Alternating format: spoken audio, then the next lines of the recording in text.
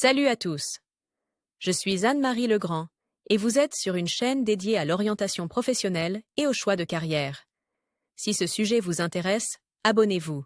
Et maintenant, passons directement au thème de la vidéo Comment se d'aujourd'hui. préparer à un changement de carrière et éviter les difficultés.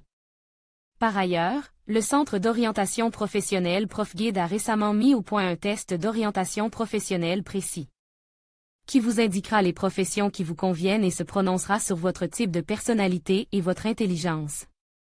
Nos grands-parents changeaient rarement de métier. Les « flyers », comme on appelait en Union soviétique ceux qui changeaient fréquemment d'emploi, étaient considérés avec méfiance et embauche avec réticence. Après les bouleversements des années 1990, lorsque presque tout le monde travaillait là où on lui versait au moins un peu d'argent, un changement de profession n'était plus considéré comme quelque chose d'extraordinaire. La tendance à la normalité, consistant à ne pas travailler dans la spécialité obtenue à l'université ou dans une école supérieure, s'est consolidée au début des années 2000 à l'époque des économistes, juristes et gestionnaires totalement diplômés, pour lesquels il n'y avait tout simplement pas assez d'emplois. Aujourd'hui, le passage à une autre profession est devenu la norme, car le marché du travail change sous nos yeux et la génération des 30 à 50 ans, fatigué d'un travail qui ne lui apporte ni satisfaction morale ni bien-être matériel, cherche de l'argent et des professions intéressantes à son goût, car il y a beaucoup de nouvelles spécialités et d'opportunités de les maîtriser. Quelles sont les professions les plus souvent abandonnées? Selon les services d'analyse HH Rue et Superjob, au cours des 10 dernières années, 6 Russes sur 10, 59 à 60% des actifs, on change de profession. Les statistiques des deux portails coïncident en ce qui concerne le nombre de personnes ayant changé de profession, mais les informations différent en ce qui concerne les professions qu'elles quittent le plus souvent. D'après les sondages de HH Rue, les 3 principales professions dont les gens se séparent sans regret sont les suivantes: les directeurs commerciaux et autres vendeurs, le personnel administratif, et cette vaste catégorie comprend le personnel des ressources humaines et de la comptabilité, les secrétaires, les employés de bureau, les caissiers, les archivistes, les spécialistes des départements méthodologiques, les spécialistes de la protection civile et de la protection du travail, les normalisateurs, les répartiteurs, etc. Les employés de banque. Orientation professionnelle à l'école. Campagne 15+15 offres spéciales pour les écoles, les enseignants et les conseillers d'orientation travaillant avec des élèves. Il s'agit des professions qui changent le plus souvent ou qui vont changer. Superjob n'a pas recueilli de données sur les professions que les utilisateurs du portail ont changé, mais depuis 2014, il menait tous les 4 ans des enquêtes auprès de 22 groupes professionnels. À partir de 2022, parmi 24 groupes professionnels, les administrateurs systèmes et les spécialistes des ressources humaines ont été ajoutés, avec une seule question: si vous deviez choisir une profession aujourd'hui, choisiriez-vous à nouveau votre profession? Les 15 premières professions auxquelles les personnes interrogées sont le moins attachées et qu'elles souhaiteraient changer: économiste, 52 à 55%, astérisque. Technologue, 48 à 50%. Écologiste, 47 à 51%. Comptable, 45 à 48%. Plombier, 39 à 42%. Avocat, 38 à 41%. Cuisinier, 37 à 46%. Traducteur, 37 à 44%. Mécanicien automobile, 37 à 42%. Directeur des ressources humaines, 37%. L'enquête a été menée pour la première fois en 2022. Enseignant-enseignante, 35 à 43%. Analyste, 35 à 42%. Journaliste, 33 à 49%. Infirmier, 35 à 43%. Commercial, 30 à 41%. Astérisque entre parenthèses figure le pourcentage de répondants qui ne choisiraient pas à nouveau leur profession. La période de réponse s'étend de 2014 à janvier 2022. Top 9 des professions qui changent le moins souvent. Architecte, 81 à 83%, astérisque.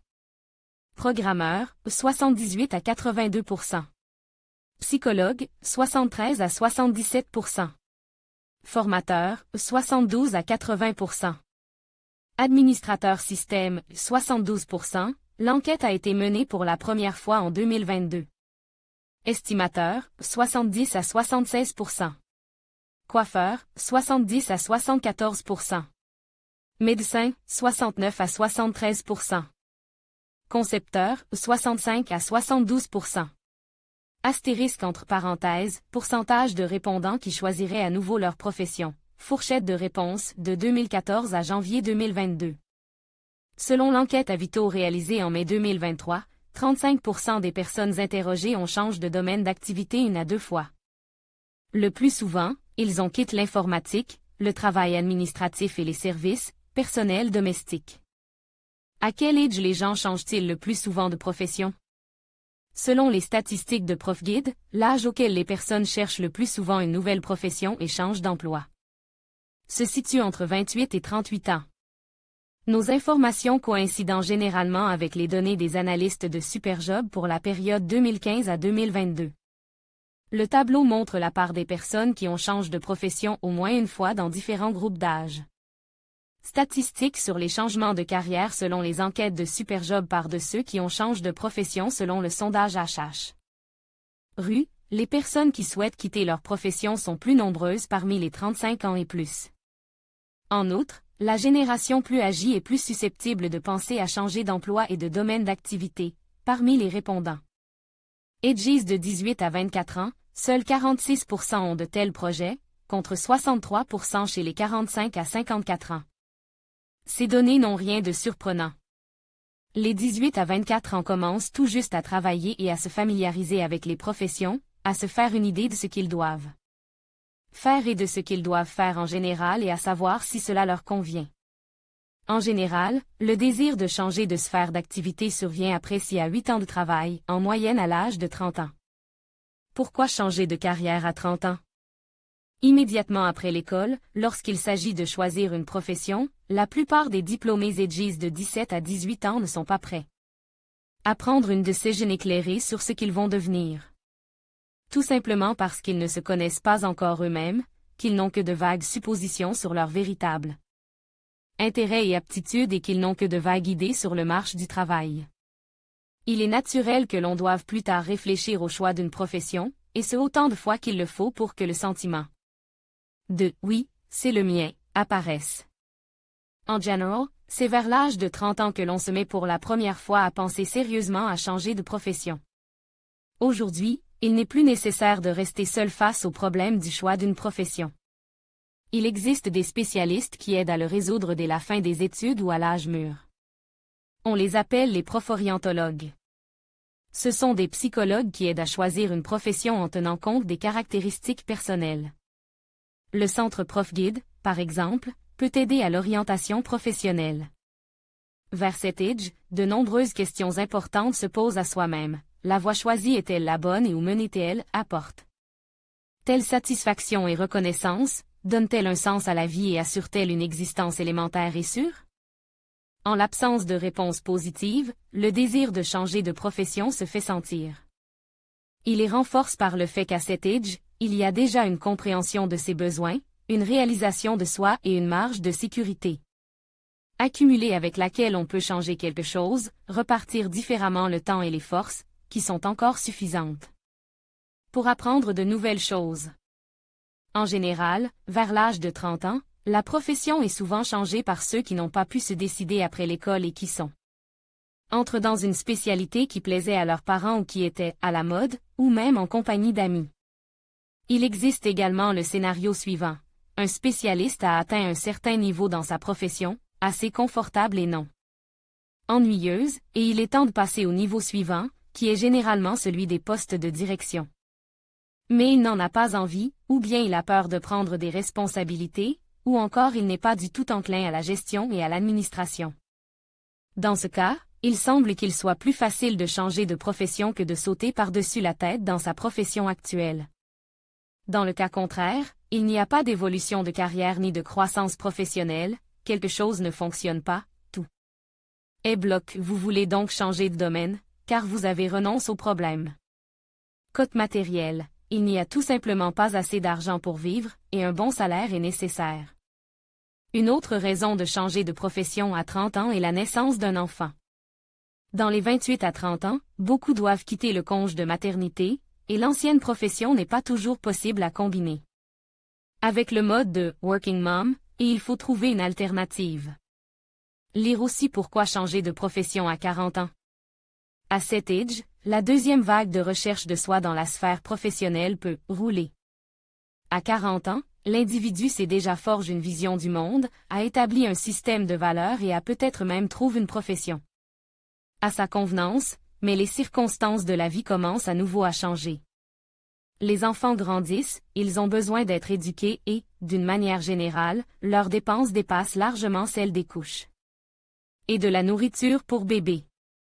Et leurs propres besoins augmentent, ils veulent gagner plus, afin de pouvoir, sans s'endetter, acheter une bonne voiture, partir en vacances, déménager dans le meilleur quartier de la ville, et ainsi de suite, et dans la profession, il y a un plafond de salaire. Et pas en verre, mais bien réel. Il faut donc trouver une activité plus rémunératrice. Le désir de gagner plus d'argent est l'une des principales raisons de changer de profession après 40 ans, et cela devient particulièrement évident au moment de recevoir un salaire. Si l'on fait la moyenne des données des enquêtes menées par Rabotti.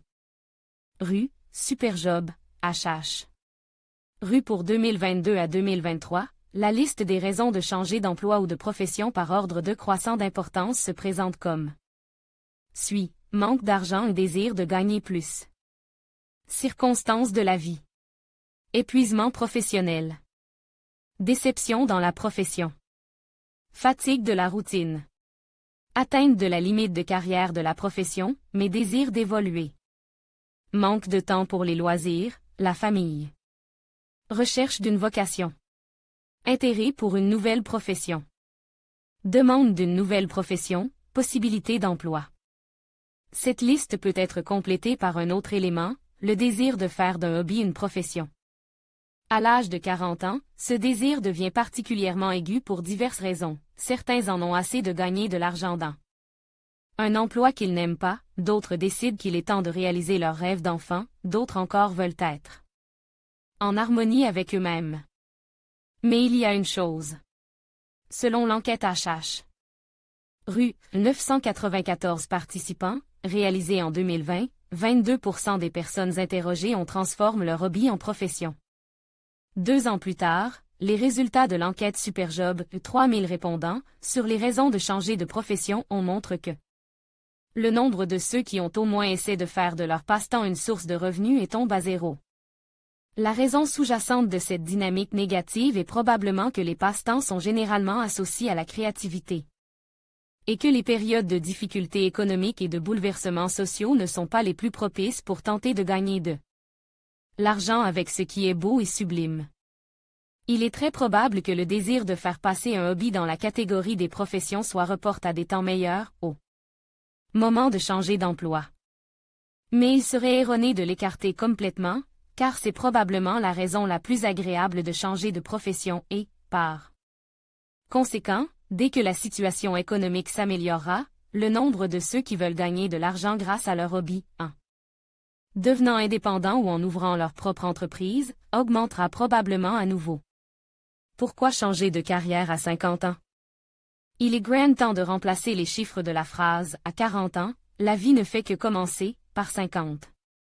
En effet, les femmes sont désormais autorisées à prendre leur retraite à 60 ans et les hommes à 65 ans, ce qui signifie que l'État a officiellement repoussé l'âge de la vieillesse et qu'à 50 ans, il est trop tôt pour planifier sa retraite et s'asseoir, discrètement, dans un endroit chauffe. Et qui a dit qu'à partir de la 6e décennie, on cessait d'aspirer à une vie meilleure? Chacun le comprend à sa manière.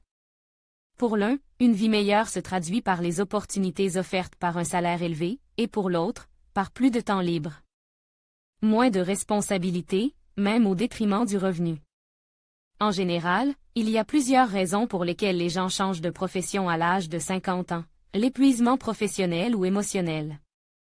Bien sûr, ces flots ne sont pas là à l'âge, mais après 50 ans, la probabilité que la quantité de fatigue accumulée à cause de la routine ou du stress se transforme en qualité est beaucoup plus élevé qu'entre 25 et 30 ans. Le désir de suivre le rythme de la vie. Les professions deviennent obsolètes et sont remplacées par des spécialités totalement nouvelles que même les auteurs de science-fiction. Et les utopistes n'envisageaient pas il y a 30 ans, lorsque les quinquagénaires d'aujourd'hui choisissaient ce qu'ils allaient devenir. L'ancien emploi est déjà ennuyeux et n'apporte pas le revenu souhaité, et pour la transition vers certaines spécialités modernées. Également très demandée, l'expérience accumulée peut servir de bonne base, par exemple pour le transfert d'un spécialiste du marketing à un gestionnaire de place de marche. Elle se présente sous de multiples formes: déménagement, fermeture et réorganisation d'une entreprise, réduction des effectifs, changement dans la famille et divorce ou, au contraire, mariage, arrivée de petits-enfants, etc. L'intention de réaliser un vieux rêve. À l'âge de 50 ans, de nombreuses personnes ont travaillé suffisamment dur pour s'assurer la prospérité, et elles ont réussi, elles ont atteint un niveau de vie élevé. Et il vous permet de travailler non pas pour l'argent, mais pour le plaisir. Il arrive un moment où l'on a envie de ralentir, malgré les encouragements des sociologues et de l'État. Depuis 20 à 25, voire 30 ans, de nombreuses personnes sont banalement fatiguées de travailler, mais elles ne veulent pas rester inactives. Et il reste encore 10 à 15 ans avant la retraite. Dans ce cas, un emploi simple, près de chez soi ou à distance, est un bon moyen de s'en sortir. Surtout si cette nouvelle activité leur procure du plaisir. En général, la génération des 25 à 35 ans ne tolérait pas que quelque chose ne convienne pas à sa carrière et change souvent non seulement de lieu de travail, mais aussi de profession. Les plus de 50 ans supportent stoïquement les bas salaires, les horaires incommodes, la lourde charge de travail, les tâches ennuyeuses et tolèrent jusqu'au bout les craintes liées au changement de profession. Les personnes âgées ne sont pas les seules à souffrir. Il existe plusieurs raisons pour lesquelles les trentenaires, quadragénaires et quinquagénaires ont peur de changer d'emploi. Il s'agit d'une peur humaine fondamentale, c'est ce que pensent de nombreux psychologues modernes, dont découle la plupart des autres peurs, comme la peur du changement. On ne sait pas ce qui se passera après un changement de profession, et si ce sera pire, c'est probablement ce que pense chaque personne. Desquels envisage de changer de carrière. Il est difficile de faire face à cette peur naturelle, mais en faire son guide dans la vie signifie se priver de tout, y compris du plaisir de vivre en général, parce qu'aucun d'entre nous ne sait ce qui se passera demain, et pourtant nous créons des familles, et où est la garantie que pour toujours? Donnons naissance à des enfants, sans savoir qui naîtra un garçon ou une fille et comment l'enfant grandira, partons en vacances dans un autre pays, au sujet duquel, tout comme au sujet d'une nouvelle profession, on ne peut que lire ou regarder des films. Et ainsi de suite pour tout ce qui touche à notre vie. En général, il existe une technique psychologique qui aide à surmonter la peur de l'inconnu. Il s'agit d'imaginer le pire qui puisse arriver et de réfléchir à la manière de faire face aux conséquences les plus catastrophiques. Dans le cas d'un changement de carrière, la plus grande crainte est généralement de se retrouver sans argent. Imaginez ce que vous feriez dans une telle situation. Lorsque vous vous rendrez compte qu'il existe des moyens de s'en sortir, trouvez un emploi à temps partiel tout en étudiant, empruntez de l'argent à des proches, etc. Si la peur de l'inconnu a été surmontée et que le désir de changer de profession n'a pas disparu, la peur de perdre le niveau de revenu antérieur apparaît. C'est probablement la peur la plus facile à dissiper, car elle repose sur des suppositions et non sur des faits. Il suffit de consulter les offres d'emploi, de demander à ceux qui exercent la profession qui vous intéresse quels sont les salaires des nouveaux arrivants et quels sont les revenus auxquels on peut s'attendre dans 2 ou 3 ans pour tirer des conclusions raisonnables. Les doutes, ça va marcher? Est également une sorte de peur de l'inconnu. Il s'ensuit que les contre-arguments sont à peu près les mêmes, et l'essentiel est de se rendre compte que cette peur est improductive et tirée par les cheveux. S'il a été possible de maîtriser la première profession, pourquoi ne le serait-il pas pour la deuxième, la troisième et ainsi de suite? Ce sera encore plus facile que pour la première. À 18 ans, on choisit ce que l'on veut être simplement parce que c'est nécessaire. Et à 30, 40 ou 50 ans parce que l'on n'est pas satisfait du salaire ou de ce que l'on doit faire tous les jours, et que l'on a envie de changer cet état de fait. Et c'est déjà une motivation avec laquelle on peut rouler des montagnes. Pour que l'inconnu d'une nouvelle profession ne vous effraie pas, vous pouvez suivre des cours d'introduction gratuits. Cela vous permettra de vous faire une idée de votre future spécialité et de savoir si cette nouvelle activité vous plaît et si vous souhaitez l'apprendre. Les doutes quant au choix de l'orientation, et si ce n'est pas la mienne? Sont compréhensibles. Après tout, on a déjà échoué une fois, où est la garantie que cette fois-ci tout ira bien? La garantie viendra si vous définissez clairement pour vous-même les critères, qu'est-ce qui est à vous? Pour ce faire, vous devez répondre aux questions suivantes. Que aimez-vous faire? Quelles sont vos aptitudes ou vos talents? Que savez-vous déjà faire? Que pouvez-vous faire? Ensuite, il faut trouver une réponse à la question, de quoi les autres ont-ils besoin? Ce qui est demande sur le marché du travail. À l'intersection des réponses et de la réponse, il y aura indubitablement le « votre ». Cette crainte s'exprime de différentes manières. A. La peur de repartir à 0 à 30, 40 ou 50 ans alors qu'il y a des professionnels plus jeunes et déjà expérimentés dans la profession. B. La crainte qu'un recruteur ou un employeur direct ne prenne pas au sérieux un candidat qui acquitte une autre profession à un âge moor. Ah, oui, en effet, il n'y a pas de vide dans votre nouvelle profession, des gens travaillent dans cette spécialité, mais vous n'êtes pas tombe de la lune. Vous avez de l'expérience dans la résolution de diverses tâches, l'auto-organisation, l'établissement de relations au sein d'une équipe et bien d'autres choses encore, tout ce que l'on appelle aujourd'hui les compétences non techniques et qui est apprécié par les employeurs. Les « hard skills », connaissances professionnelles, s'obtiennent ou s'acquièrent dans le cadre de cours ou s'accumulent au cours d'un nouvel emploi, et vous le ferez rapidement, car vous êtes motivé pour rattraper et dépasser vos concurrents. Et lorsque vous passez à une profession apparentée, vous les avez déjà dépassés avec le bagage de votre spécialité précédente, vous êtes un expert, et non un débutant. B. Si un employeur éliminait les candidats en fonction de leur âge, il ne vaut pas la peine de travailler pour lui. D'une manière générale, il y aura de moins en moins de sceptiques agistes parmi les employeurs, le trou démographique de la fin des années 1990 et du début des années 2000 continue de faire sentir ses effets, le nombre de jeunes travailleurs, 20 à 34 ans, a diminué de 1,33 million. En un an, de décembre 2021 à décembre 2022, un plancher historique a été atteint, mais la régression se poursuivra, de sorte que, comme le dit judicieusement Superjob, la démographie et les CVO sont en train de vaincre la discrimination fondée sur le sexe et l'âge plus rapidement que tous les efforts législatifs réunis. Les professionnels des ressources humaines constatent que le marché est déjà plus favorable aux candidats dont l'âge est approprié. La cause de toute peur est une réaction à une menace réelle ou imaginaire. Et si les peurs ne sont pas toujours rationnelles, c'est-à-dire causées par des dangers réels, les risques de changement de carrière sont des circonstances tout à fait objectives avec lesquelles il faut vraiment compter. Lire aussi ce à quoi vous devrez faire face en changeant de profession, ce à quoi vous devez vous préparer, baisse de revenus et coûts de reconversion.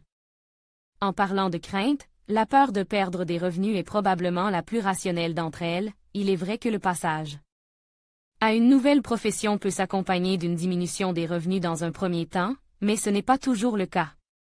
Moins l'ancien travailleur est qualifié, plus il a de chances d'accéder à une nouvelle profession sans que cela n'affecte son revenu. Un ouvrier sur un chantier de construction peut devenir chauffeur de camion sans perte de salaire, et même au contraire, il recevra davantage. Un directeur commercial, en revanche, passera presque toujours à l'informatique avec une perte de revenus significative. En général, lorsqu'on passe d'une profession hautement qualifiée à une autre spécialité hautement qualifiée, les pertes de salaire sont inévitables. En ce qui concerne la transition vers les technologies de l'information, les salaires des nouveaux arrivants, juniors, sont aujourd'hui presque égaux au niveau des offres faites aux débutants dans d'autres domaines. Le revenu des spécialistes moyens et supérieurs est toujours supérieur à la médiane du marché du travail, et il est possible d'atteindre des niveaux avancent dans les technologies de l'information beaucoup plus rapidement que dans d'autres secteurs. En outre, vous devrez payer pour vous recycler si vous n'utilisez pas les programmes du Centre central pour l'emploi ou les possibilités offertes par les projets fédéraux, mais si vous suivez des cours privés. De plus, si vous choisissez l'option radicale du changement de profession avec licenciement et recherche d'emploi subséquente, vous devrez rester sans salaire du tout. Comment réduire le risque? Idéalement, vous devriez vous constituer un coussin financier et une réserve de liquidité qui vous permettra de tenir 2 à 6 mois pendant que vous cherchez un emploi. Le moyen le plus sûr de réduire le risque financier lors d'un changement de profession est de continuer à travailler dans l'entreprise précédente tout en apprenant une nouvelle spécialité ou en acceptant un emploi dans le cadre d'un projet. Lorsque la situation se stabilise, il y aura un flux de commandes d'indépendants ou une invitation à un poste approprié, vous pouvez quitter votre emploi et vous immerger complètement dans la nouvelle profession. Choisissez une spécialité connexe avec un salaire plus élevé. Dans ce cas, vous devrez vous recycler au minimum et, très probablement, vous pourrez même acquérir par vous-même et gratuitement les compétences qui vous manquent pour la transition. Par exemple, il est facile pour un concepteur d'imprimes ou un professeur d'art d'apprendre la conception de sites web et de faire ses premiers pas dans la profession, en travaillant dans son ancien lieu de travail. Coût en termes de temps. Il faut de 2 à 4 mois, voire plusieurs années, pour apprendre une nouvelle profession, tout dépend de la spécialité choisie, de la formation et de l'expérience déjà acquise. Si, par exemple, un comptable doit apprendre la manucure en 2 mois, un psychologue ne le pourra pas, un professeur de mathématiques doit se recycler en programmeur en 3 ou 4 mois, ce qui ne sera pas difficile, tandis qu'un philologue aura probablement besoin d'1 an, voire plus, en moyenne. Les cours sur les spécialités informatiques, conçus pour apprendre à partir de 0, durent de 10 à 12 mois. En ce qui concerne les programmeurs et autres spécialistes des technologies de l'information, pour passer du statut de débutant, niveau junior, avec un salaire de 40 à 50 000 euros, à celui de spécialiste intermédiaire, avec un salaire de 100 000 euros, il faudra environ 2 à 4 ans et beaucoup d'assiduité. Lorsque vous changez de domaine professionnel, vous devez également vous préparer au fait qu'il vous faudra peut-être plusieurs mois pour trouver un emploi. Sans expérience dans votre spécialité, vous pouvez obtenir un emploi d'assistant commercial, de chauffeur ou d'administrateur en quelques semaines. Il y a beaucoup d'offres d'emploi dans ce domaine. Dans les usines de construction de machines, de couture ou de confiserie, vous serez embauché presque en un jour. Ces entreprises connaissent le plus grand déficit de personnel après la mobilisation et, jusqu'à présent, la situation ne s'est pas améliorée. Mais il y a peu de postes vacants pour les débutants en informatique. Les employeurs recherchent des cadres moyens et supérieurs, de sorte qu'un nouveau venu devra passer des entretiens. Cela peut prendre jusqu'à 6 mois. Comment raccourcir le délai de changement de carrière? Si vous n'avez pas besoin de vous recycler pour changer de carrière, trouvez un nouvel emploi sans quitter le vôtre. Apprenez une nouvelle profession tout en travaillant dans votre ancienne spécialité. Il est réaliste de le faire si vous vous inscrivez à des cours à distance, à un programme par correspondance dans une université ou une école supérieure, et toutefois, cette forme d'enseignement n'est pas autorisée pour toutes les professions. Oui, ce ne sera pas facile, vous devrez oublier les week-ends sur le canapé et la navigation sans but sur les réseaux sociaux, mais le chemin sera parcouru par celui qui marche, surtout s'il sait où il va et pourquoi. Cherchez un nouvel emploi ou au moins un stage, de préférence avec une perspective d'emploi, pendant les études, à partir du milieu du programme d'études environ, lorsque vous avez déjà quelque chose à présenter à l'employeur. Choisissez une profession qui ne nécessite pas une formation longue et des études supérieures. Privilégiez les formations professionnelles, la formation professionnelle, plutôt qu'un deuxième cycle d'études supérieures. Les cas où il est nécessaire d'obtenir un deuxième diplôme d'études supérieures pour changer de profession sont peu nombreux. Un autre diplôme universitaire est nécessaire si un humanitaire veut devenir ingénieur, une personne non médicale souhaite devenir médecin. Dans les autres cas, des cours de recyclage professionnel, une formation professionnelle ou une formation en cours d'emploi suffisent pour passer à une nouvelle spécialité. L'exception concerne le personnel médical de niveau intermédiaire. Pour devenir infirmier, infirmier brat ou auxiliaire médical, il faut avoir suivi une formation universitaire. Il n'est pas possible de suivre des cours pour entrer dans la médecine professionnelle. Si vous envisagez d'occuper un poste de direction dans une nouvelle profession, vous devrez obtenir un master. Il n'est pas considéré comme une deuxième formation supérieure après une licence, même si vous étudiez dans une spécialité complètement différente, qui ne chevauche pas la licence dont vous êtes déjà diplôme, il est possible que des restrictions soient bientôt introduites. Et qu'il ne soit possible d'accéder à un master qu'après une licence spécialité, connexe. Le master est considéré comme la deuxième formation supérieure pour ceux qui ont obtenu un diplôme universitaire de spécialité après 2012. La Fédération de Russie a élaboré un certain nombre de répertoires de qualifications, emploi et profession des travailleurs, postes de cadres, de spécialistes et d'employés. Ces répertoires contiennent les exigences en matière d'éducation pour chaque profession et poste de travail. À l'avenir, ces répertoires seront remplacés par des normes professionnelles, spécifiant également la formation requise pour des professions spécifiques, qui sont actuellement élaborées pour de nombreuses professions par le ministère du Travail et les départements concernés. Toutes les structures de l'État, les entreprises, les institutions et les autres employeurs sont tenus de se référer aux normes au manuel professionnel lorsqu'ils recrutent ou nomment à des postes, les lois et autres réglementations fixent des exigences de qualification, c'est-à-dire qu'il est prescrit que seuls les employés ayant une education, des connaissances ou une experience spécifiques peuvent travailler à un certain poste, article 195.3 du Code du travail de la Fédération de Russie, les avantages. Les compensations pour l'exercice d'une certaine profession ou d'un certain poste où les restrictions sont établies, article 57 du Code du travail de la Fédération de Russie. La lettre de la loi est strictement respectée dans les unités de production où les salaires sont basés sur les tarifs et dans la fonction publique. Dans les autres cas, l'employeur décide s'il a besoin d'un spécialiste ayant suivi des études supérieures ou secondaires spécialisées. Et de quel type d'études il a besoin, ou si un employé ayant suivi des cours de formation professionnelle convient également. Si vous allez diriger un service informatique dans un ministère ou une agence, mais que vous n'avez qu'une formation d'économiste et une vaste expérience en programmation et en informatique, vous devrez obtenir un deuxième diplôme en informatique et en sécurité de l'information. Les entreprises privées accordent de moins en moins d'importance aux diplômés. Ce qui compte, c'est l'expérience et les compétences. Et peu importe où et comment le candidat les a obtenus. Depuis un certain temps déjà, les cours de formation professionnelle constituent une alternative à un second diplôme universitaire. Si vous devez changer de profession, la reconversion professionnelle est une bonne option. Il s'agit de programmes de 250 heures académiques, 3 à 6 mois d'études, à l'issue desquels un diplôme de qualification est délivré. Il donne le droit de travailler dans la profession spécifiée dans le diplôme. La reconversion professionnelle dans un large éventail de professions est assurée par des centres spécialisés dans l'enseignement professionnel complémentaire, des collèges et des universités. Par exemple, on peut devenir journaliste en 8 mois à l'Université d'État de Saint-Pétersbourg, généticien bioinformaticien en 3,5 mois à l'Université d'État de Moscou, programmeur C++ en 1 an au MIT et graphiste en 7 mois à l'APFUR. Les métiers de l'Internet peuvent être obtenus sur des cours de plateforme en ligne.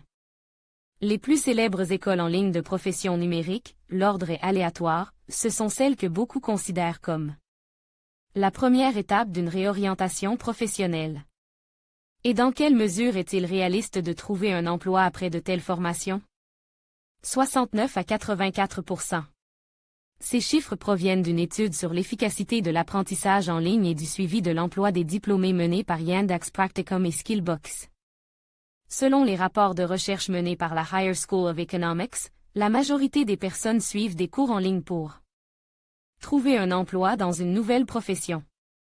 C'est ainsi que 63% des étudiants de Yandex Practicum et 66% des étudiants de Skillbox ont formulé l'objectif de leurs études. En moyenne, 69% des diplômés du Yandex Practicum ont réussi à changer de profession et à trouver un emploi dans une spécialité nouvelle. Ou connexe, par exemple, Analyst Business Analyst. L'étude a été menée en plusieurs vagues du 01.01. 2020 au 30.04. 2022. Le pourcentage d'emploi dans les filières d'études est différent. 01.2020, 01.06. 2020, 71%. 07.2020, 31.03. 2021, 78%. 04.2021, 31.07. 2021, 77%. 08.2021, 31.12. 2021, 66%. 01.2022, 30.04. 2022, 52%. La baisse significative du nombre de personnes ayant trouvé un emploi dans l'informatique en 2022 est probablement due au fait que le marché du travail s'est calme après le début du SWO, les employeurs ont adopté une attitude attentiste après les licenciements massifs de spécialistes expérimentés d'entreprises étrangères qui ont quitté le marché russe et ne se sont pas empressés d'embaucher de nouveaux arrivants dans l'informatique. En ce qui concerne le délai de recherche d'un nouvel emploi, 90% des diplômés ont trouvé un emploi dans les 6 mois, environ un quart des étudiants ayant achevé leur cursus ont commencé à travailler pendant leurs études, les autres ont mis entre 1 et 6 mois. Pour trouver un emploi, 17% ont trouvé un emploi au cours du premier mois suivant l'obtention de leur diplôme, 14% au cours du deuxième mois, 24% ont trouvé un emploi dans les 3 à 4 mois, 11% après 5 à 6 mois, 10% après plus de 6 mois. Comment les diplômés de Yandex Practicum ont trouvé un nouvel emploi? Via des sites d'emploi, 56%, par recommandation personnelle. 17%, par l'intermédiaire de Yandex Practicum, communauté des anciens élèves, recommandation des enseignants, 5%, par les réseaux sociaux, 5%, ils ont été trouvés par les employeurs, 5%, par la section des offres d'emploi sur le site web de l'employeur. 4%, par le biais des offres d'emploi de Yandex Practicum, 3%, autres options, 2%. Les résultats de l'enquête Skillbox sur l'emploi des diplômés sont à peu près les mêmes. 84% des diplômés ont trouvé un emploi dans une nouvelle profession. 55% d'entre eux ont trouvé un nouvel emploi pendant leurs études, 30% dans les 3 mois suivant l'obtention de leur diplôme. 7% ont cherché un emploi dans leur nouvelle profession pendant plus de 6 mois. Conseil: choisissez des formations avec garantie d'emploi. Avant de signer un contrat de formation, ne soyez pas paresseux. Lisez le contrat de l'offre dans son intégralité, en particulier les sections relatives à la sécurité de l'emploi.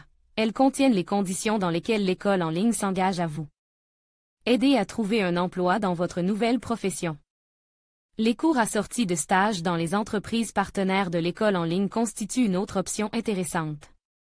Souvent, à l'issue des stages, les nouveaux arrivants compétents sont invités à rejoindre le personnel. Par exemple, Rostelecom propose des stages aux étudiants de Skill Factory et organise un programme de stage rémunéré de 3 mois.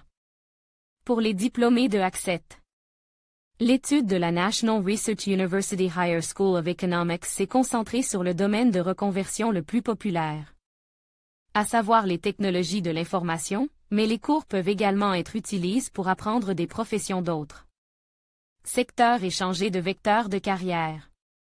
À 25 ans comme à 55 ans, il est plus facile de changer de profession dans n'importe quel domaine si l'on choisit une spécialité connexe. Dans ce cas, le nouveau type d'activité devra être appris non pas en partant de zéro, mais en s'appuyant sur le stock de connaissances et le bagage pratique déjà accumulé.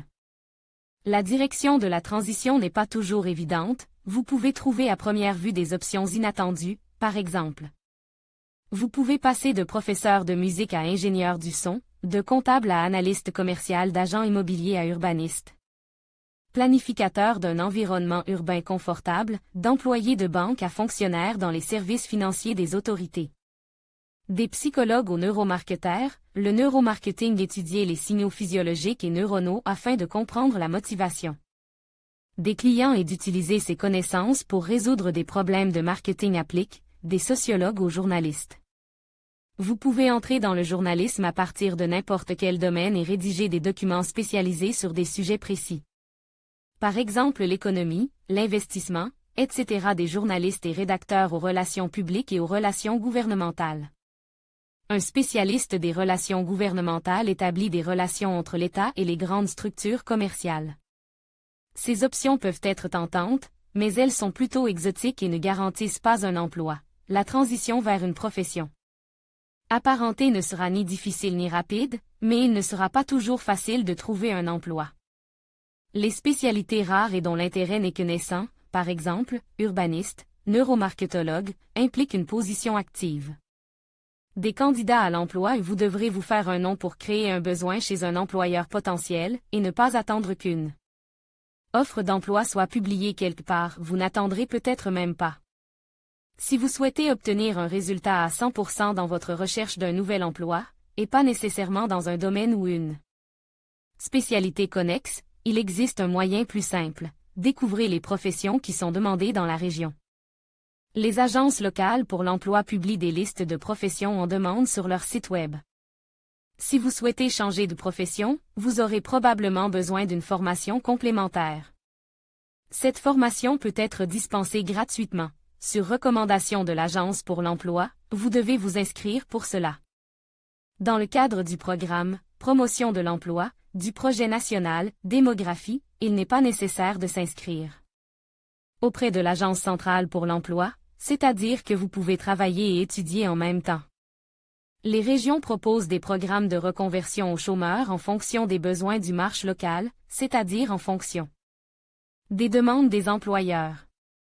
À Moscou, par exemple, les jeunes de moins de 30 ans et les pré-retraites de plus de 50 ans ont l'embarras du choix. Massage médical, pharmacien, psychologue, stylistique et art du maquillage, spécialiste du travail avec les places de marche, commerce électronique, e-commerce, entraîneur d'exercice adapte, test d'infosystèmes et de logiciels, développement d'applications mobiles et web, modélisation 3D par ordinateur et base de l'impression 3D, conception graphique et web et autres spécialités dans les domaines de l'informatique, du commerce, des services et de la production, électricien, menuisier, plâtrier, soudeur, boulanger, cuisinier, etc. Lors de la demande de reconversion dans le cadre du projet de promotion de l'emploi, la région du futur étudiant et, par conséquent, les réalités du marché local sont également prises en compte. Après le recyclage, les inspecteurs du centre de carrière vous aident à trouver un emploi enregistré conformément au Code du travail.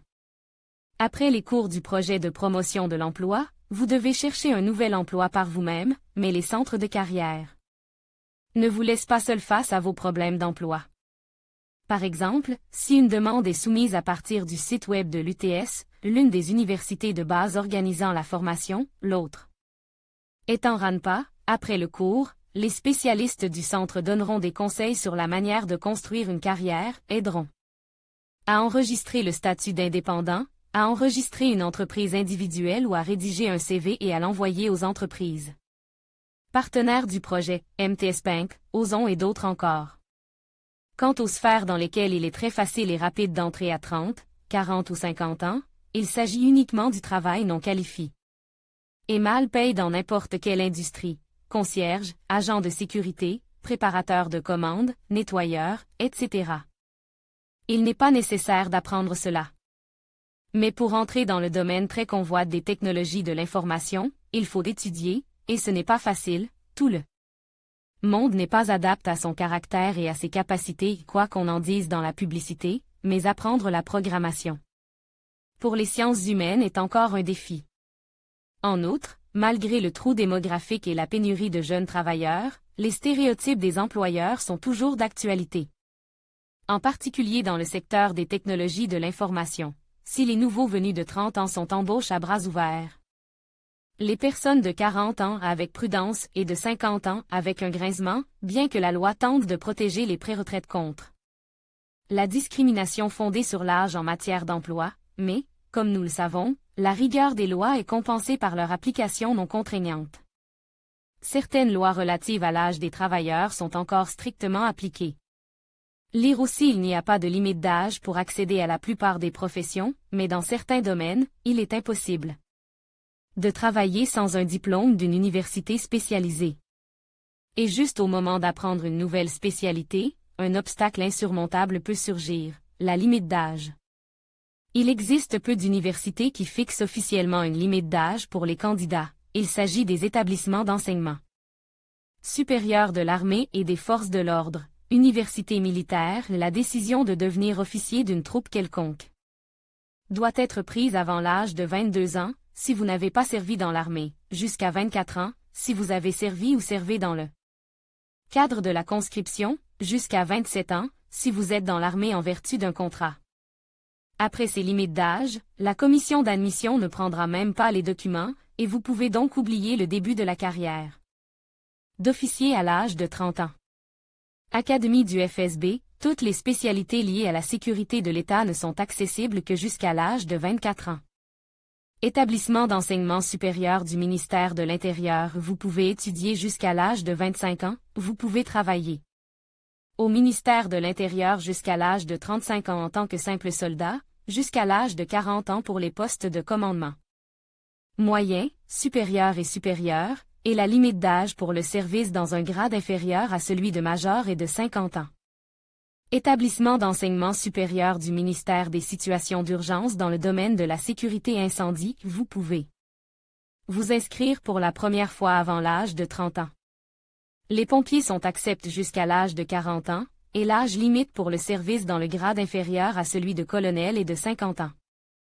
Dans d'autres domaines, il n'y a pas de limite d'âge prévue par la loi pour changer de profession à 30, 40 ou 50 ans, elles ont même été supprimées pour ceux qui souhaitent devenir pilote de l'aviation civile. L'essentiel pour les futurs pilotes est de passer un examen médical minutieux et d'être en excellente forme physique pour passer les normes de course, de saut et d'exercice de force. Il n'existe pas d'interdiction directe quant à l'âge auquel on peut devenir médecin ou infirmier. N'importe qui peut entrer dans une faculté de médecine même à l'âge de 50 ans, mais un tel changement de profession n'est guère fonde sur le bon sens. Il faut étudier pendant 6 ans dans une spécialité, puis travailler pendant au moins 1 an pour entrer dans un internat de 2 ans. Il est extrêmement difficile d'entrer immédiatement après une spécialité, et la plupart des spécialisations sont ciblées à la demande des employeurs, et il y a probablement peu de personnes disposées à envoyer un étudiant de 56 ans pour étudier. Total, un jeune médecin à l'âge de 58 à 59 ans. Enfin, sauf avec une spécialisation en guériatrie. Devenir infirmière ou infirmière BRAT. À l'âge de 30 à 40 ans et même de 50 ans est plus facile et les études ne durent que 3 ans, mais c'est aussi une voie qui n'est pas pour les faibles. Quant au domaine d'activité qui, comme beaucoup le croient, est ferme après 30 ans, il s'agit des technologies de l'information. Non, les technologies de l'information ne sont pas réservées aux jeunes et aux audacieux.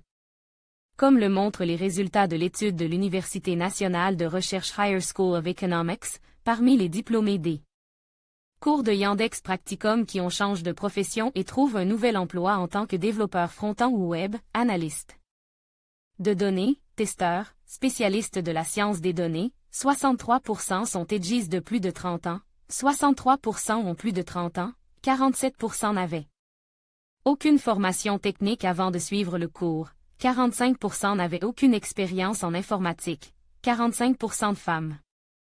En bref, vous pouvez changer de profession à tout âge. La possibilité de commencer une autre carrière ne dépend pas du nombre d'années vécues, mais est déterminée par les circonstances de la vie et les qualités personnelles, dont l'une est la capacité d'apprentissage. Et la capacité d'apprentissage des adultes se heurte à une attitude biaisée de la société et des 30-40-50 ans eux-mêmes. Et pour cause. Avec l'âge, le cerveau vieillit comme n'importe quel organe, mais cela ne signifie pas que la capacité d'apprentissage et l'intelligence en général soient perdues pour autant. La science moderne dispose de plusieurs grandes théories sur le vieillissement cognitif, apprentissage, du cerveau, la réserve, la privation sensorielle, vieillissement des lobes frontaux, déficit inhibiteur, ainsi que plusieurs théories compensatoires.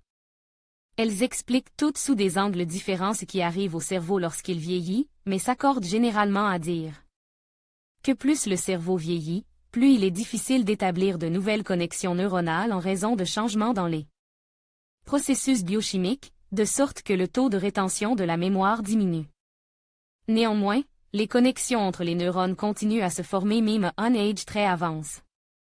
Cela signifie que l'on peut apprendre de nouvelles choses tout au long de sa vie, et que l'on a d'ailleurs besoin d'apprendre, car la vitesse de traitement des informations peut être entraînée et améliorée. Plus un réseau neuronal est utilisé, plus il se renforce, et les neurophysiologistes affirment que la vitesse de traitement de l'information augmente lorsque les connexions neuronales du cerveau sont renforcées. Bien que la plupart d'entre elles soient formées pendant l'enfance, grâce à la neuroplasticité du cerveau, le processus de création de nouvelles connexions neuronales ne s'arrête à aucun âge, et il n'est jamais trop tard pour développer les fonctions cérébrales. La recherche montre qu'à un âge avance, l'apprentissage simultané de plusieurs nouvelles compétences entraîne une croissance cognitive. Comme c'était le cas dans l'enfance. Des psychologues de l'Université de Californie, de l'Université Johns Hopkins et de l'Université du Pacifique ont mené une expérience avec un groupe de 42 personnes âgées de 58 à 86 ans. Il leur a été demandé de suivre 3 à 5 nouveaux cours en même temps pendant 3 mois, environ 15 heures par semaine en moyenne. Ce qui correspond à la charge de travail d'un étudiant de premier cycle.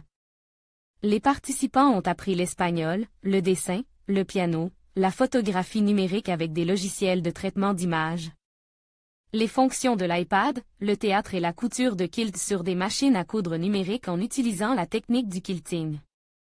Au cours de l'expérience, les chercheurs ont mesuré les changements dans la mémoire à court terme, par exemple, combien de temps les participants se souviennent d'un numéro de téléphone inconnu, et la vitesse de passage à différentes tâches. Au bout d'un mois et demi, les participants à l'expérience présentaient déjà un niveau de capacité cognitive correspondant à celui de personnes de 30 ans plus jeunes qu'eux.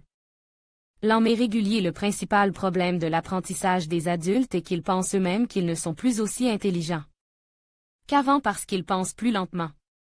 En réalité, ce n'est pas le cas. Le déclin des capacités d'apprentissage après 25/30 et 35 ans et ainsi de suite est largement exagéré. Les scientifiques en prouvent que la vitesse du cerveau diminue effectivement, mais seulement de manière significative après l'âge de 60 ans. Les résultats intermédiaires de l'étude longitudinale de Seattle, Seattle Longitudinal Study, publient dans divers articles et chapitres de livres par le professeur Sherry L. Willis de l'Université de Washington, Sherry L. Willis, prouve qu'à l'âge moyen, alors que les capacités de mémorisation s'affaiblissent et que la vitesse de perception diminue, les capacités d'élocution, de logique et de mathématiques simples augmentent, tandis que la pensée spatiale et abstraite s'améliore. L'étude de Seattle suit l'évolution des fonctions cérébrales des mêmes participants depuis 1956, soit plus de 6000 personnes au total. Des résultats intermédiaires, l'expérience est toujours en cours, ont été publiés depuis le début des années 2000, et les résultats vont à l'encontre des stéréotypes sur l'apprentissage des adultes. Les participants âgés de 40 à 60 ans, c'est l'âge moyen, obtiennent de meilleurs résultats à 4 des 6 tests d'intelligence globale qu'à l'âge de 20 à 30 ans. Les 40 à 60 ans obtiennent de bons résultats aux tests qui exigent qu'ils soient capables de reconnaître des mots et des phrases étrangers familiers, d'en mémoriser de nouveaux et de les utiliser. En général, malgré une diminution de la vitesse de mémorisation des informations, le cerveau est très efficace à l'âge moyen en ce qui concerne la pensée logique, l'orientation spatiale, la mémoire verbale et la conscience linguistique. Ces capacités s'améliorent à partir de 40 ans et atteignent leur maximum chez les femmes vers 65 à 70 ans et chez les hommes vers 55-60 ans. Une autre étude menée par le professeur et directeur de la Northeastern University, Illinois, le neurophysiologiste et psychologue Arthur Kramer, qui étudiait le vieillissement et les capacités cognitives du cerveau, confirme la capacité des personnes âgées à apprendre au même titre que les jeunes. Les étudiants, plus âgés, mettent plus de temps à apprendre de nouvelles choses, mais font ensuite beaucoup moins d'erreurs lorsqu'ils sont testés ou lorsqu'ils mettent en pratique leurs nouvelles connaissances et compétences. Quelle est la profession la plus facile à apprendre? Il découle de ce qui a été dit plus haut sur la capacité d'apprentissage du cerveau adulte que toute profession peut être apprise à l'âge adulte. Il est plus facile d'apprendre une spécialité apparentée à l'ancienne. Les personnes d'âge moyen ne se rendent souvent même pas compte que leur cerveau fonctionne mieux que dans leur jeunesse, parce que ils utilisent toutes les fonctions déjà développées en pilote automatique. Il est beaucoup plus facile et rapide d'ajouter de nouvelles compétences et connaissances à celles accumulées, qui ne contrediront pas l'expérience existante, mais la compléteront et l'amèneront à un nouveau niveau, que de repartir de zéro. Si l'ancienne profession vous a complètement déçu et ne vous a pas plu au départ, il vaut la peine d'envisager des options dans d'autres domaines, en tenant compte de vos aptitudes et de vos capacités. Il peut être difficile de se comprendre soi-même et de connaître le marché des professions modernes qui se prêtent à une reconversion. De trouver les points d'intersection des spécialités et de choisir la direction à prendre. Dans ce cas, les psychologues de carrière du Centre ProfGuide vous aideront à trouver une issue. Ils vous renseigneront sur les domaines prometteurs qui vous intéressent et, si vous envisagez de changer de profession, ils vous indiqueront par où commencer. L'essentiel est de se rappeler que si une personne veut apprendre, elle apprendra, mais que si elle ne veut pas apprendre, il est impossible de lui enseigner quoi que ce soit. Le désir soudain de changer de carrière s'explique souvent par une crise. De nombreuses personnes ont entendu parler de la crise de la quarantaine. Le concept et le terme de crise de la quarantaine ont été inventés en 1965 par le psychanalyste canadien Jack Elliott Jack. D'après ses observations, l'insatisfaction aiguë face à la vie touche de nombreuses personnes à l'équateur de la vie, c'est-à-dire à l'âge de 35 ans. Au milieu des années 60, selon les calculs des démographes, l'espérance de vie moyenne dans les pays développés, y compris le Canada, était de 70 ans. Il est donc compréhensible que le cap des 35 ans d'Elliott ait été marqué. Plus tard, les psychologues ont repoussé l'âge de la crise et en ont brouillé les frontières de 40 à 60 ans, ce qui n'est pas surprenant. L'espérance de vie moyenne dans le pays d'origine de l'auteur de la théorie est de 81,4 ans, et en Europe, elle est à peu près la même. Parallèlement à l'espérance de vie, le nombre de crises traversées par une personne augmente. En général, une crise est un phénomène tout à fait normal. Le psychisme est organisé de telle sorte qu'une personne doit avoir des crises et la tension accumulée doit être libérée dans quelque chose. Lorsque cette libération se produit, les émotions, la principale source d'énergie, s'emballent. Si elles sont trop nombreuses, il se produit une sorte d'état d'affect, une personne doit courir quelque part de toute urgence, pour changer quelque chose. Certaines personnes changent de métier, d'autres émigrent, d'autres quittent leur famille, d'autres encore ont le sentiment d'avoir fait fausse route toute leur vie et décident de changer de métier. Même s'il n'y a pas d'excès d'émotion et de libération d'énergie, une personne a toujours besoin d'un changement de temps en temps. Mais s'il est douloureux et extrêmement difficile de changer quelque chose dans la famille, c'est plus facile dans la profession. Surtout lorsqu'il s'agit d'un choix aléatoire, pas d'un appel du cœur, et que la carrière ne s'y prête pas. Dans ce cas, la décision de changer de profession peut n'être qu'un moyen d'évacuer la tension accumulée, alors qu'en fait, on ne sait pas trop comment continuer à vivre. Que faire alors? Céder au désir de quitter la profession? Changer ou non de profession dépend du motif. S'il est formulé ainsi, j'en ai marre de tout et de tout le monde, j'en ai marre, je n'ai plus de force, je m'en vais, alors il n'y a pas lieu de se couper les épaules. Je n'ai plus de force, je m'en vais, alors cela ne vaut certainement pas la peine de se couper les épaules. Pour commencer, vous avez besoin de vacances et d'un bon psychologue, un conseiller d'orientation professionnelle et tout indique. Il vous aidera à comprendre si c'est la profession qui vous convient ou non, et si c'est le cas, il vous conseillera sur la nouvelle profession à choisir. 7 signes qui vous aideront à comprendre qu'il est temps de changer radicalement. Le travail ne provoque que des émotions négatives. Vous êtes terrifié, ou simplement d'humeur dépressive, dans l'attente du lendemain, vous ne vous sentez une personne que le week-end. Et en semaine, un esclave dans les galères, le matin, vous ne voulez pas vous réveiller, parce que vous n'avez aucune envie d'aller au travail. Voilà toute la négativité que provoque une profession mal aimée. Si vous vous rendez compte qu'en cas de licenciement ou de mise à pied pour cause de fermeture et réorganisation de l'entreprise, vous ne trouverez pas d'emploi dans votre profession, parce qu'il y a de moins en moins de postes vacants, et que vous devrez continuer à travailler jusqu'à la retraite, ce n'est pas seulement une raison, c'est une bonne raison de penser à une autre profession. Il est normal de considérer le travail uniquement comme une source de revenus, il n'y a rien de mal à cela. Si vous vous sentez à l'aise dans ce système de coordonnées, il n'y a pas de problème. Mais si vous voulez donner plus de sens à votre travail, si vous n'êtes pas satisfait de ce que vous faites, il faut penser à changer de métier. S'il s'agit de trouver un emploi plus proche de chez vous, avec un horaire plus pratique, un salaire plus élevé ou d'autres critères clairement définis, il ne s'agit pas d'un symptôme. Mais si vous ne comprenez pas pourquoi vous changez d'employeur tous les 6 mois, cela vaut la peine d'y réfléchir. Peut-être devez-vous simplement changer de profession et trouver un emploi dans un autre domaine où vous souhaitez rester quelques années. Travaillez là où vous avez trouvé un emploi. Vous avez peut-être eu besoin d'un emploi de toute urgence et vous avez dû aller là où on vous la propose. Mais ce que vous faites n'est pas du tout intéressant, vous n'avez pas envie d'essayer, de vous mettre en avant, de vous battre pour quelque chose, et la situation change, et vous pouvez maintenant vous permettre de choisir. Il n'y a pas d'évolution professionnelle ou de carrière. Si c'est le cas et que vous n'en voulez pas, que vous vous contentez d'année en année de faire la même chose, de vous asseoir au même poste, alors tout va bien. Mais s'il s'agit de votre horrible rêve en réalité, la solution la plus correcte est de changer de profession. N'aimez qu'une partie du travail. Supposons que vous travailliez comme institutrice dans un jardin d'enfants, mais que, parmi tout ce que vous avez à faire, l'enthousiasme ne provoque que la préparation de toutes sortes de matinées, le reste étant perçu comme un travail pénible. Pourquoi ne pas penser dans ce cas à la profession d'organisateur d'événements ou de directeur de fêtes d'enfants?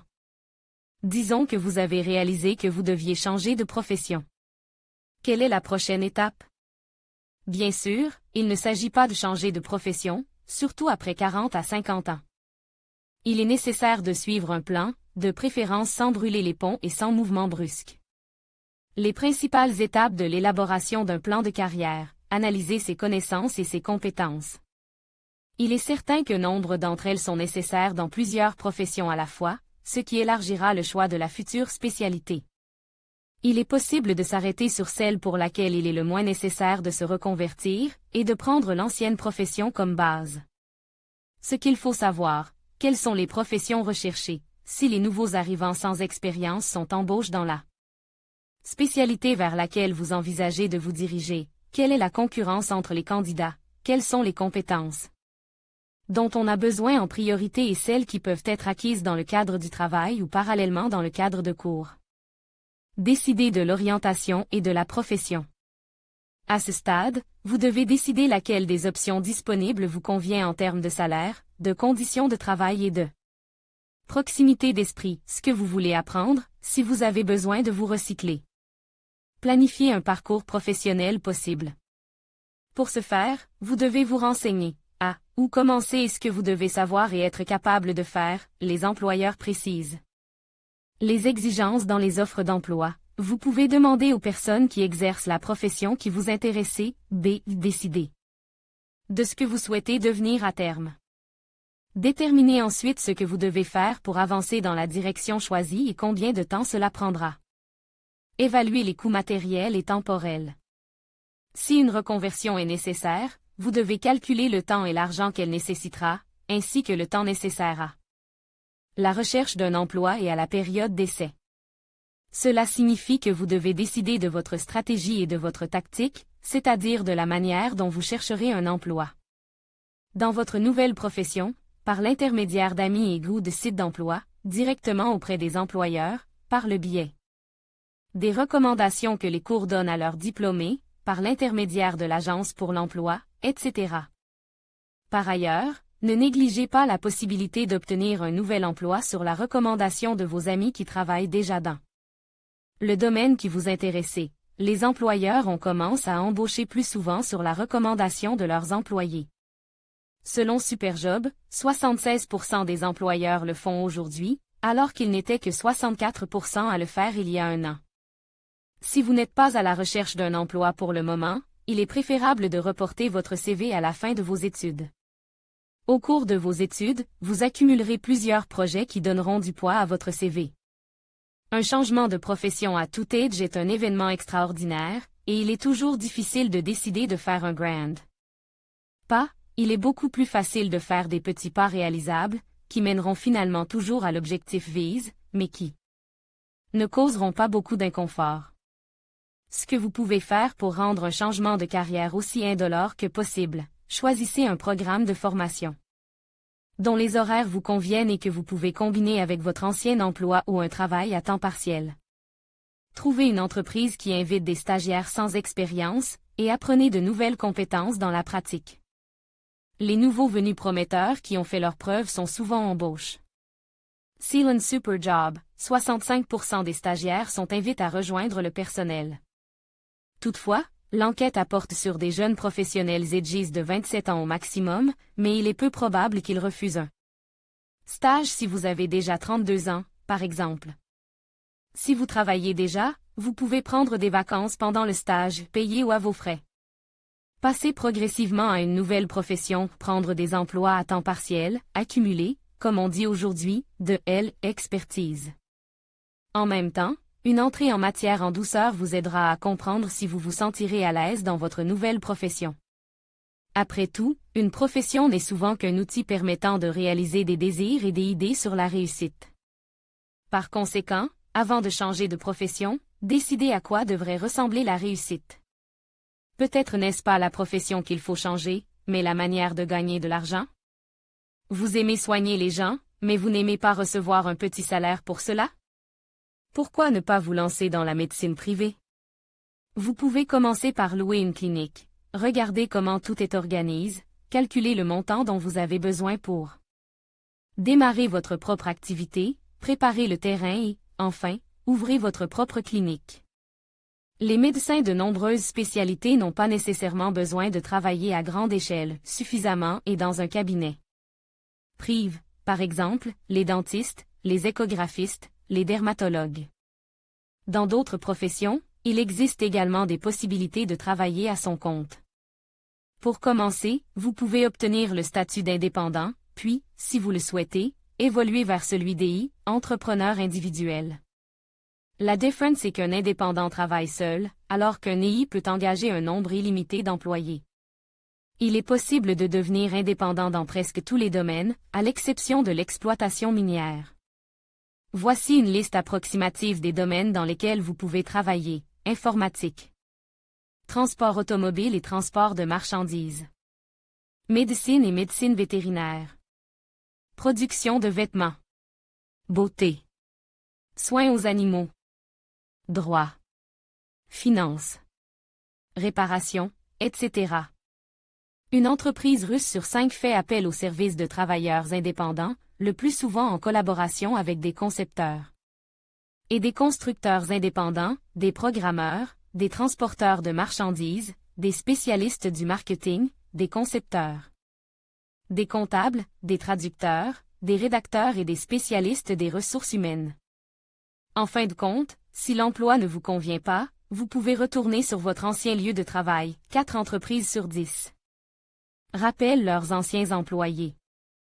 D'une manière générale, c'est à vous de décider si vous voulez rester dans un emploi qui ne vous plaît pas ou changer de profession à 30, 40 ou 50 ans. Si vous savez exactement ce que vous ne voulez pas, mais que vous ne savez pas ce que vous voulez, vous pouvez choisir une profession au hasard pendant longtemps, et il n'est pas certain que le choix sera bon du premier coup. Les psychologues du travail vous aident à vous comprendre et à connaître vos préférences professionnelles. C'est leur métier, choisir des professions pour les personnes dans 18, 30, 40, 50 ans et même plus.